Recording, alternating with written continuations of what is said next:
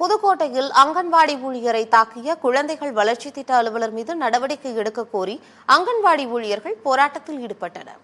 உங்களை தேடி உங்கள் ஊரில் திட்டத்தின் கீழ் அறந்தாங்கியில் மாவட்ட ஆட்சியர் கால ஆய்வு மேற்கொண்டார். முன்னதாக புதுக்கோட்டை குழந்தைகள் வளர்ச்சி திட்ட அலுவலர் புவனேஸ்வரி மேலப்பட்டு அங்கன்வாடியில் ஆய்வு மேற்கொண்டார். அப்போது குழந்தைகள் வளர்ச்சி திட்ட அலுவலர் புவனேஸ்வரி அங்கன்வாடி ஊழியர் செல்வியை அடித்ததாக கூறப்படுகிறது. இதனை கண்டித்தும் அவர் மீது நடவடிக்கை எடுக்க கோரியும் அறந்தாங்கியில் உள்ள ஒருங்கிணைந்த குழந்தைகள் வளர்ச்சி திட்ட அலுவலகத்தில் அங்கன்வாடி பணியாளர்கள் காத்திருப்பு போராட்டத்தில் ஈடுபட்டனர்.